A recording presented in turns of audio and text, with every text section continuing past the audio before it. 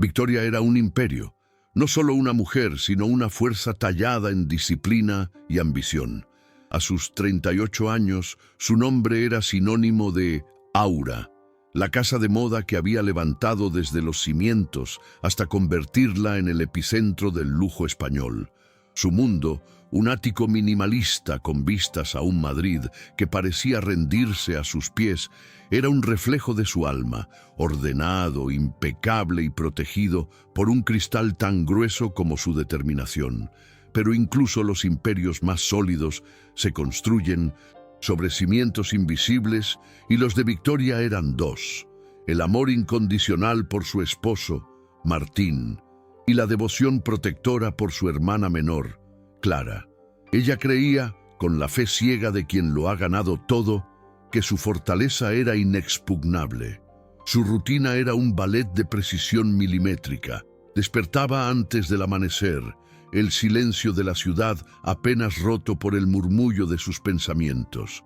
Su vestimenta, siempre una armadura de alta costura, y su cabello oscuro, recogido en un peinado que no admitía ni un solo error, eran la declaración de una mujer que no dejaba nada al azar. En las oficinas de Aura, su voz era ley, pero una ley justa. Inspiraba tanto temor como lealtad.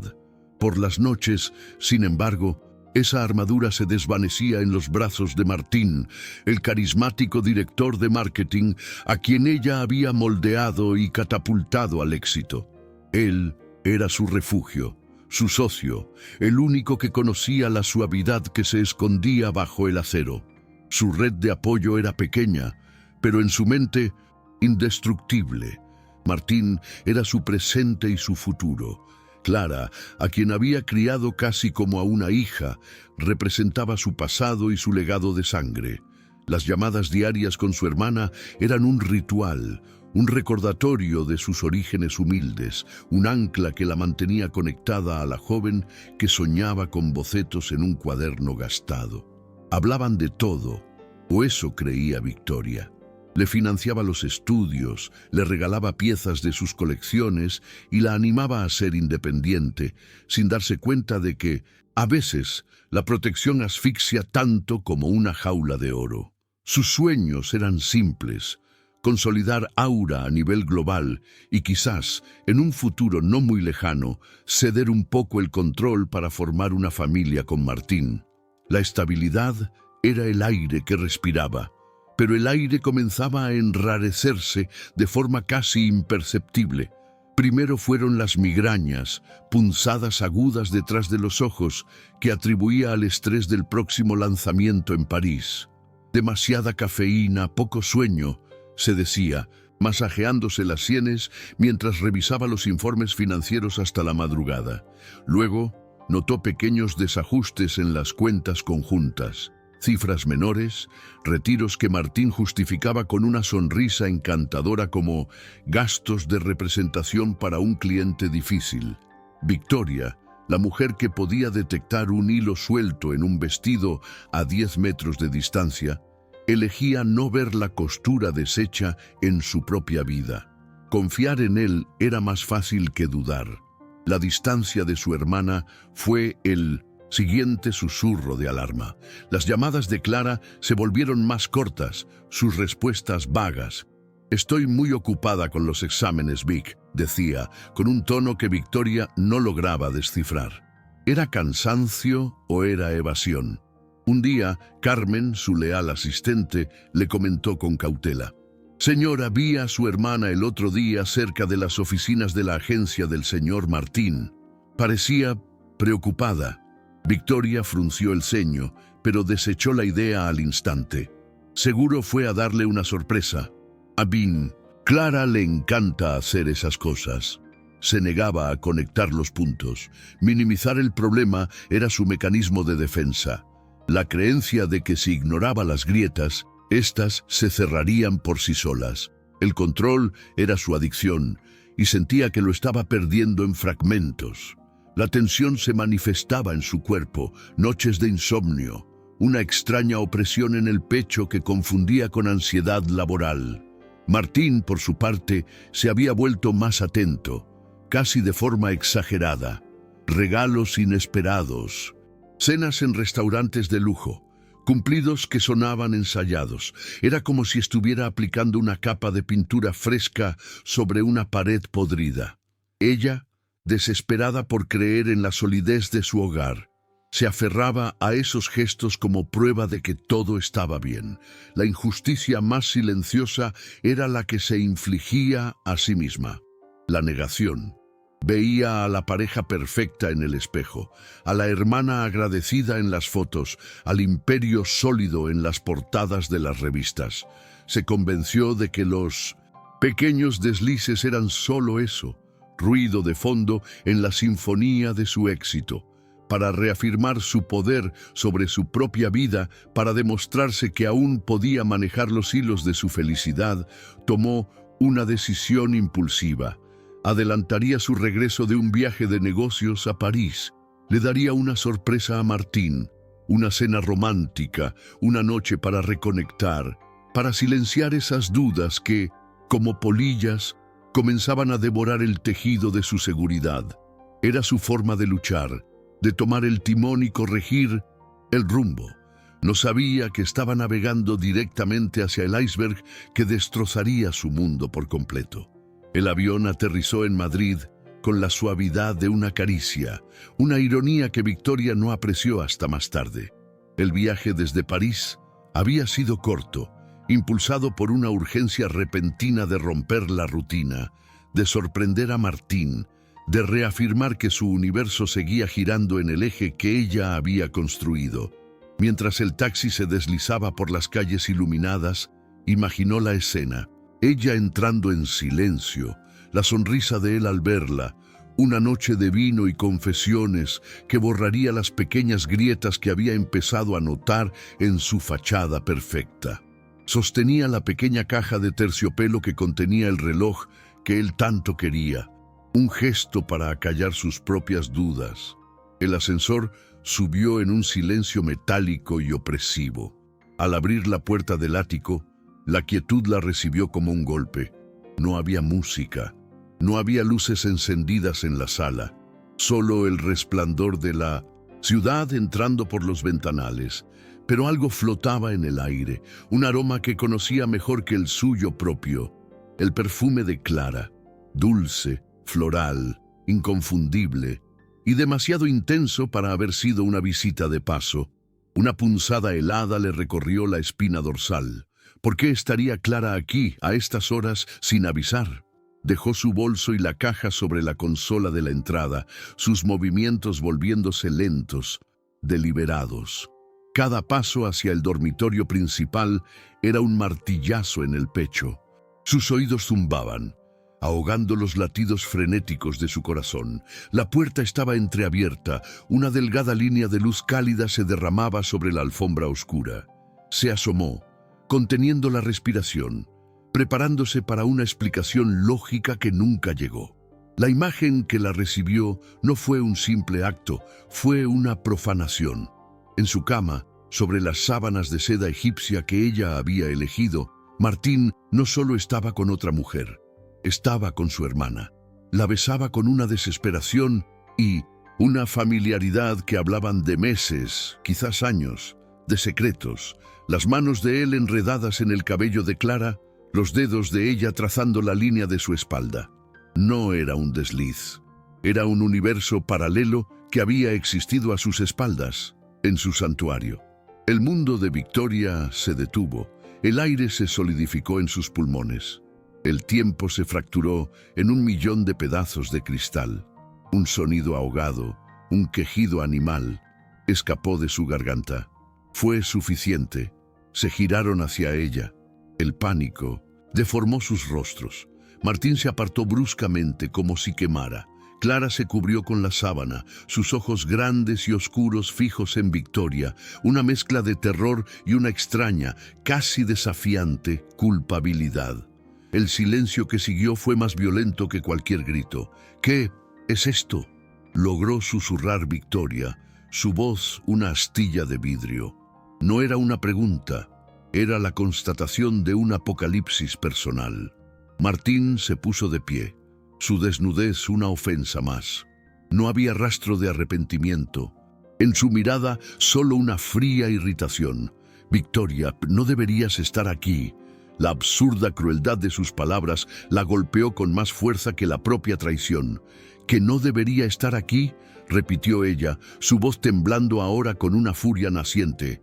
Esta es mi casa, esta es mi cama y esa es mi hermana. Fue entonces cuando la máscara de Martín se desprendió por completo. Se acercó a ella, su rostro una mueca de desprecio. Tú y tu control. Siempre tienes que controlarlo todo, ¿verdad? No podías ni siquiera respetar un viaje de negocios. Y entonces su mano se alzó. El primer golpe fue seco, un chasquido que resonó en el silencio del ático. La cabeza de Victoria se giró por la fuerza, el escozor en su mejilla una descarga eléctrica que la sacó del estupor. La incredulidad la paralizó.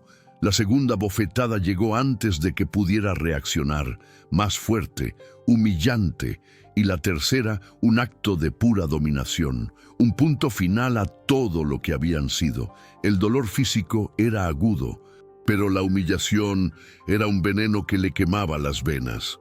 Lo miró con los ojos llenos de lágrimas que se negaban a caer y vio a un completo extraño, un monstruo que ella había creado, alimentado y amado. «Lárgate de mi casa», le gritó él, a ella, en la casa que ella había pagado con años de trabajo incansable. La empujó con fuerza hacia la puerta, sus dedos clavándose en su brazo. Clara observaba desde la cama, un fantasma silencioso en el epicentro de la destrucción. La puerta del dormitorio se cerró de un portazo. Luego, la de la entrada. El sonido del cerrojo girando fue el epitafio de su vida anterior. Se quedó allí, en el pasillo alfombrado, descalza, con el eco de los golpes resonando en sus oídos y el perfume de su hermana impregnado en su piel. Bajó en el ascensor como una autómata, viendo su reflejo en el acero pulido. Una mujer deshecha, con una marca roja e hinchada en la mejilla y los ojos vacíos. Salió a la calle. El frío del pavimento bajo sus pies descalzos la ancló a la nueva y brutal realidad. Se sentó en la acera frente al imponente edificio que albergaba su hogar robado, y el peso de la doble traición finalmente la aplastó. El hombre que construyó y la hermana que crió la habían borrado de su propia existencia. Pero entonces, en medio del abismo, algo cambió. Las lágrimas se secaron. La conmoción se transformó en una claridad helada. Martín creía que la había destruido. Creía que ahora, con ella rota y humillada, podría tomar el control de su imperio. La había subestimado. Ese fue su error fatal. Sacó su teléfono. La luz de la pantalla iluminó un rostro que ya no era el de una víctima. Era el de una reina preparándose para la guerra. Marcó un número. «Carmen», dijo, su voz tan fría y afilada como un bisturí. Era su asistente, su mano derecha, la única persona cuya lealtad era incuestionable. «Necesito que hagas varias cosas. Inmediatamente». Hizo una pausa, su respiración firme. «Cancela todos los contratos que Aura tiene con la agencia de marketing de Martín. Filtra a la prensa financiera de forma anónima que terminamos la relación por prácticas poco éticas. Congela cada cuenta bancaria conjunta y contacta a Fernando Ledesma. Sí, el abogado. Dile que quiero el divorcio y que quiero arruinarlo», colgó. La guerra no había hecho más que empezar, y Victoria no pensaba tomar prisioneros. Los días que siguieron no fueron días, sino un largo túnel de vigilia alimentado por café negro y una furia tan fría que quemaba por dentro. Victoria no dormía, no comía, funcionaba. Su ático, antes un símbolo de su éxito, se convirtió en un mausoleo helado, cada objeto un recordatorio de la vida que le habían arrancado. Se movía por sus pasillos como un fantasma, evitando su propio reflejo en los cristales, porque la mujer que le devolvía la mirada tenía los ojos de una extraña. La marca en su mejilla se desvaneció, pero la huella interna era un hierro candente. Su único contacto con el mundo exterior era Carmen, cuya voz al otro lado del teléfono era un ancla de normalidad en medio del caos. No hablaban de sentimientos. No había espacio para la compasión, solo para la estrategia. Los contratos con la agencia de Martín están oficialmente rescindidos. La cláusula de ética fue nuestra salvación, informó Carmen, su tono tan neutro y eficiente como siempre. Bien. ¿Y la prensa?, preguntó Victoria, su voz un susurro ronco. El rumor se ha extendido como la pólvora en los círculos financieros. Nadie sabe que la fuente fuimos nosotros. Solo hablan de irregularidades graves. Su reputación se está desmoronando. Cada informe de Carmen era una pequeña dosis de veneno administrada a su enemigo. Una victoria silenciosa que no le traía alegría, solo una sombría y vacía satisfacción. Era la justicia del bisturí, precisa, fría y necesaria. El aislamiento era su armadura y su celda. Rechazó llamadas de amigos en común, ignoró mensajes preocupados. ¿Cómo podría explicarlo? ¿Cómo poner en palabras la magnitud de una traición que la había partido en dos? El hombre al que amaba y la hermana a la que había criado no solo la habían engañado, la habían intentado aniquilar, borrarla de su propia historia. La humillación de los golpes era una herida que supuraba en la oscuridad, un eco constante que la despertaba en las pocas ocasiones en que el agotamiento la vencía. Se veía a sí misma en el pasillo, descalza, escuchando el cerrojo de su propia puerta, una y otra vez. Una mañana, después de 3 días encerrada, se obligó a ir a las oficinas de Aura. Al entrar, el murmullo habitual se silenció. Todas las miradas se posaron sobre ella, una mezcla de curiosidad, lástima y miedo. Vio cómo se cuchicheaban unos a otros, cómo desviaban la vista cuando ella los miraba. La habían juzgado, la mujer abandonada, la reina destronada. Por un instante, la fragilidad amenazó con romperla. Sintió el impulso de dar media vuelta, de volver a esconderse en su tumba de cristal. Pero entonces, sus ojos se posaron en su taller, su verdadero santuario, el lugar donde las ideas tomaban forma, donde ella era la única creadora. Entró y cerró la puerta, dejando el mundo de los susurros afuera. El olor a tela, a cuero y a creatividad la envolvió como un abrazo. Allí no era la esposa engañada ni la hermana traicionada.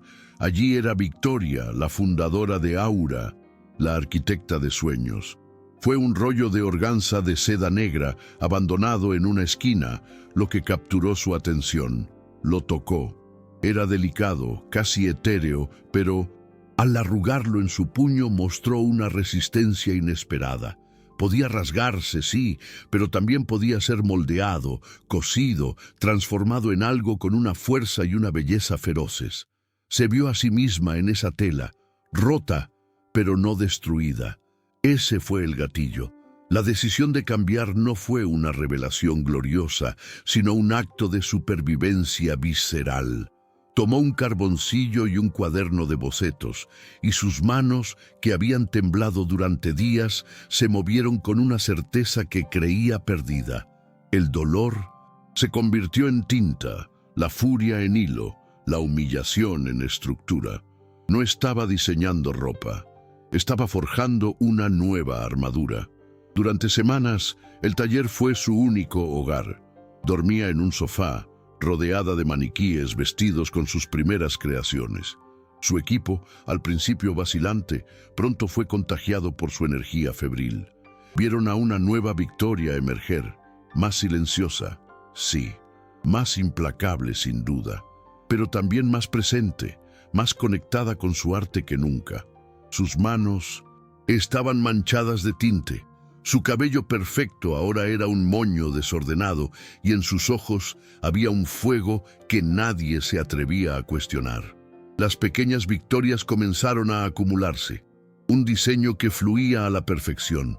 Un corte imposible que funcionaba. El respeto renovado de su equipo, que ya no la veía con lástima, sino con una admiración reverencial. Cada boceto terminado era un paso para alejarse del recuerdo de esa noche. Cada puntada era un acto de recuperación de su propia narrativa. Un día, Carmen entró en el taller con una tablet en la mano, su rostro inexpresivo. «Señora, creo que debería ver esto». En la pantalla, un titular de un portal de noticias económicas. Martín Cuesta declara su agencia en bancarrota. El gigante del marketing se desploma tras la pérdida de su principal cliente. Debajo, una foto de él saliendo de un juzgado, demacrado, con la mirada perdida. A su lado, Clara, intentando ocultar su rostro de los fotógrafos, parecía una niña asustada. Victoria miró la imagen durante un largo segundo. No sintió nada, ni placer, ni venganza, ni tristeza, solo un vacío helado. Eran fantasmas de una vida que ya no le pertenecía. «Gracias, Carmen», dijo, devolviéndole la tablet. «Ahora tráeme las muestras de cuero. El corsé de este vestido necesita más fuerza». Había pasado de la fragilidad a la confianza, no porque hubiera olvidado el dolor, sino porque había aprendido a usarlo como combustible. Estaba reconstruyendo su imperio sobre las cenizas de su corazón roto, y esta vez lo haría indestructible. La reunión con Fernando Ledesma no fue un encuentro, fue una inspección. El abogado, un hombre con fama de desmantelar imperios con una sola firma, la observó desde el otro lado de una mesa de caoba que parecía un campo de batalla. Esperaba lágrimas, histeria, la predecible letanía de una mujer rica y despechada. En su lugar, encontró a Victoria, sentada con la espalda recta, vestida con un traje negro de corte impecable. Su rostro era una máscara de serenidad letal. No había rastro de la mujer rota de la acera. «Quiero que lo despoje de todo», dijo ella, su voz sin inflexiones. «No quiero su dinero, quiero su nombre. Quiero que cada puerta que él crea tener abierta se cierre en su cara con el sonido de mi victoria. Quiero que su reputación se convierta en cenizas». Ledesma arqueó una ceja, impresionado a su pesar.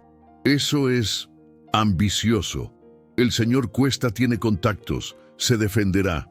Victoria esbozó una sonrisa que no llegó a sus ojos. Era una mueca fría, cortante. «El señor Cuesta no tiene nada, yo lo creé, yo le di sus contactos, yo le di su credibilidad y del mismo modo que se lo di, se lo voy a quitar». Colocó sobre la mesa una carpeta delgada. Contenía pruebas, correos electrónicos, registros de transferencias, testimonios discretamente obtenidos por Carmen. Cada pieza era un clavo en el ataúd de la carrera de Martín. Ledesma la abrió y su expresión cambió. El tiburón había reconocido a un depredador superior. «Entendido, señora», dijo, su tono ahora teñido de un respeto casi temeroso. «Comenzaremos de inmediato». Mientras Ledesma afilaba las garras legales, Victoria libraba su propia guerra en el único lugar donde se sentía invencible, su taller. La colección que comenzó a nacer de sus manos no se parecía a nada que Aura hubiera producido antes. La llamó Fénix. No era una celebración del renacimiento, sino una crónica brutal de la quema. Los colores eran los de un incendio extinguido: negro, obsidiana, grises ceniza, rojos profundos como sangre coagulada. Las telas, antes fluidas y etéreas, ahora eran armaduras. Cuero esculpido para formar corsés que parecían jaulas torácicas, sedas pesadas que caían como metal líquido, organza quemada en los bordes para crear texturas de devastación. Cada diseño era una declaración. Un vestido con un escote afilado como un fragmento de vidrio. Una chaqueta con hombros tan estructurados que parecían un escudo. No estaba creando ropa para seducir, sino para intimidar, para proteger. Su equipo la observaba en un silencio reverencial. La Victoria que conocían, la líder exigente pero justa, había sido reemplazada por una fuerza de la naturaleza. Operaba con una concentración febril, sus manos moviéndose con una precisión que desmentía el caos de su alma. Comía sobre la mesa de corte, dormía en un diván en su oficina y se comunicaba en monosílabos. Su dolor no se había ido, se había transmutado, se había convertido en el hilo con el que cosía su nueva realidad. Las noticias del exterior llegaban a través de Carmen, como boletines de un frente de batalla lejano. La agencia de Martín ha perdido a 3 clientes más esta mañana. Los bancos han rechazado su solicitud de crédito. Un periódico de economía ha publicado un artículo de investigación sobre sus malas prácticas. Victoria escuchaba cada informe asintiendo levemente, sin mostrar emoción alguna, antes de volver a clavar un alfiler en un maniquí. Una tarde, mientras ajustaba una pieza de metal en el cuello de un vestido, su teléfono personal vibró. Era un número desconocido.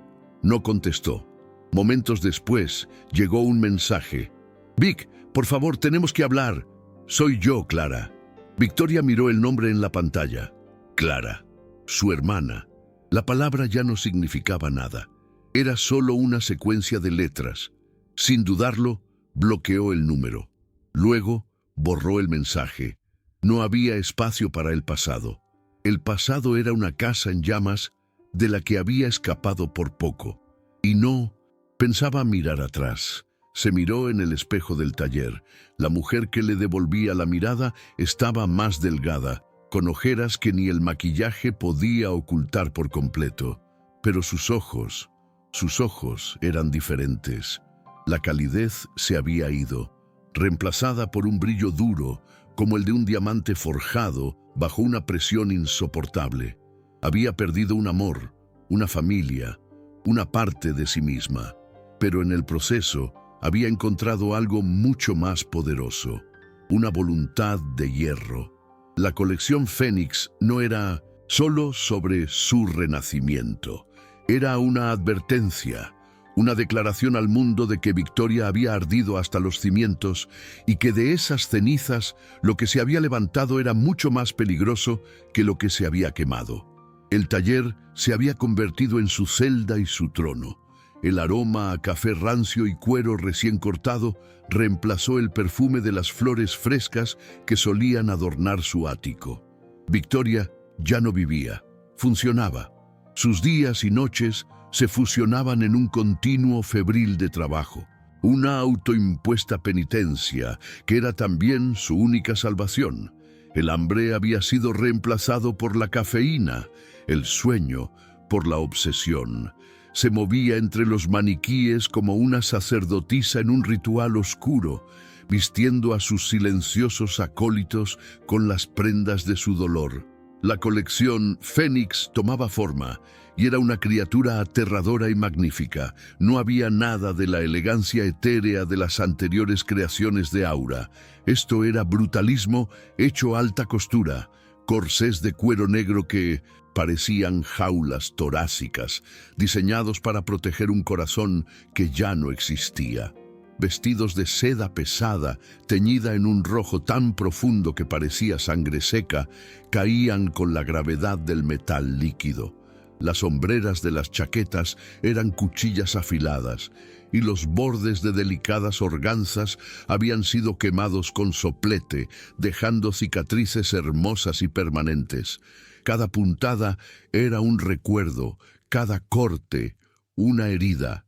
Su equipo trabajaba a su alrededor en un silencio tenso y reverencial. Habían dejado de hacerle preguntas personales. Se limitaban a obedecer sus órdenes, que eran pocas, precisas y dadas en un tono monocorde que no admitía réplica. Veían la metamorfosis en tiempo real. La mujer cálida y exigente que los había inspirado se había desvanecido, dejando en su lugar a esta figura espectral, una fuerza implacable cuya única comunicación era el genio que fluía de sus manos manchadas de tinte. Sus manos, antes expertas en caricias, ahora dominaban el cuero y el metal con una fiereza que intimidaba. La guerra en el mundo exterior avanzaba según su plan, con la precisión de una campaña militar. Carmen era su general de campo, entregando informes con una eficiencia que bordeaba lo inhumano. Una mañana entró al taller sin hacer ruido y colocó una tablet junto a la máquina de coser de Victoria. En la pantalla, el titular de un importante diario financiero: el imperio de Martín Cuesta se desmorona. De magnate del marketing a paria corporativo. Ha presentado la... «O quiebra esta mañana, señora. Es oficial», dijo Carmen, su voz neutra. «Ledesma informa que todos sus activos han sido congelados. No le queda nada». Victoria no apartó la vista del alfiler que estaba clavando en el cuello de un maniquí. Solo asintió, un movimiento casi imperceptible. La noticia, que meses atrás habría sido el centro de su universo, ahora era solo ruido de fondo. La victoria no sabía a dulce venganza, sino a ceniza. Era una consecuencia lógica, un problema resuelto, nada más.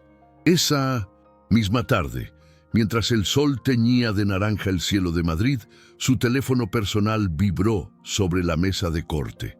Era un número que no reconoció, pero el mensaje que siguió heló el aire a su alrededor. «Vic, por favor, tenemos que hablar. Soy yo, Clara». El nombre en la pantalla era como un fantasma de una vida anterior. Por un instante, una imagen fugaz cruzó su mente. La risa de su hermana pequeña, sus abrazos, las confidencias compartidas. Fue solo un parpadeo, una debilidad, con la misma frialdad con la que cortaba un patrón. Victoria tomó el teléfono. Sus dedos se movieron con una precisión quirúrgica sobre la pantalla. Bloquear, eliminar, sin una pausa, sin un solo latido extra. Volvió a dejar el aparato sobre la mesa y recogió sus tijeras. Había fantasmas que era mejor dejar morir. Se detuvo frente al espejo de cuerpo entero que colgaba en una de las paredes del taller. La mujer que le devolvía la mirada era una extraña afilada. Más delgada, sí, con sombras oscuras bajo los ojos que hablaban de innumerables noches en vela. Pero no había fragilidad en su postura. Su espalda estaba recta, sus hombros hacia atrás, como si ya llevara puesta una de sus chaquetas armadura. Sus ojos, antes llenos de una luz cálida y ambiciosa, ahora eran dos pozos de una calma helada. Había perdido la capacidad de sentir en los extremos, ni la euforia del éxito ni la devastación de la pérdida. Solo quedaba el centro, un núcleo de control puro y duro. Se acercó a la pieza central de la colección, la que aún estaba sin terminar. El vestido Fénix era una obra maestra de dolor y poder.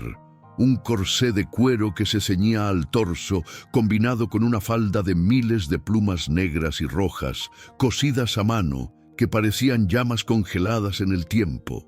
Era su propia piel, su historia hecha tela. Mientras ajustaba una de las plumas, se dio cuenta de que ya no sentía el ardor de la traición. El fuego la había consumido por completo, y en su lugar solo quedaba la fuerza del material que había sobrevivido a las llamas.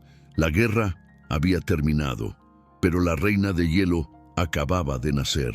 El eco de los aplausos aún vibraba en el aire, una ola de adoración que se estrellaba contra el backstage del desfile. La colección Fénix no había sido un éxito, había sido una coronación.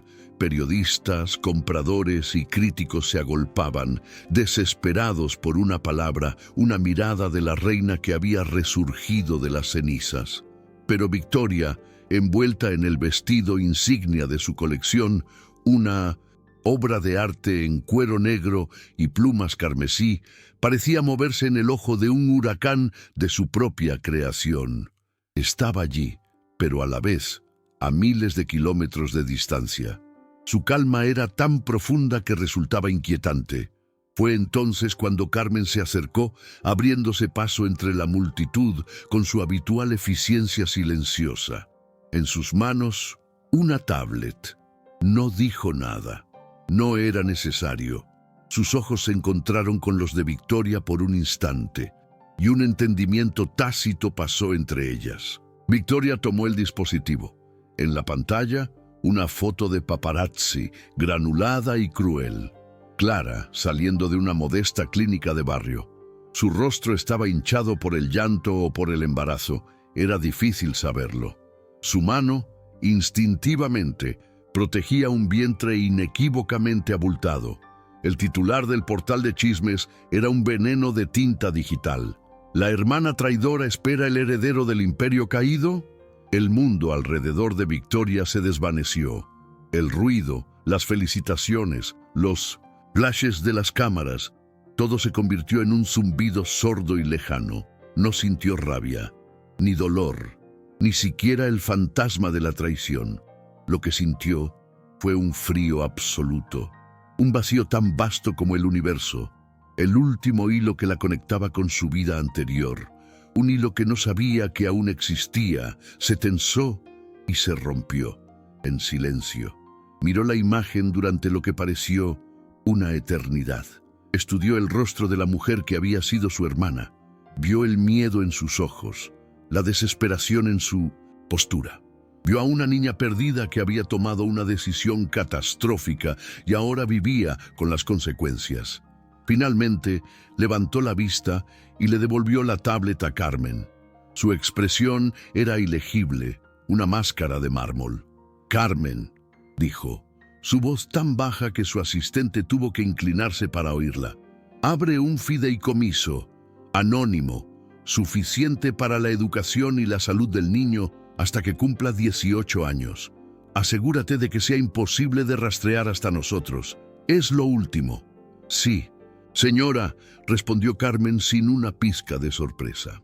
Victoria se dio la vuelta, dejando atrás la tablet, la foto y el último vestigio de su pasado. Caminó hacia la salida, hacia las luces y los aplausos que la esperaban. Había ganado la guerra, había quemado a sus enemigos, y ahora iba a enterrar a sus muertos. Un año después, el ático con vistas a Madrid era historia. Victoria vivía ahora en una casa de diseño a las afueras de la ciudad, un santuario de cristal, madera y piedra, rodeado de un jardín salvaje que ella misma cuidaba los domingos por la mañana. El minimalismo frío había sido reemplazado por una calidez texturizada, por libros apilados en el suelo y bocetos prendidos en las paredes. Era un hogar, no una fortaleza. Su imperio, Aura, se había vuelto global. Era más poderosa, más rica y más influyente de lo que jamás había soñado. Pero la mujer que dirigía ese imperio era otra.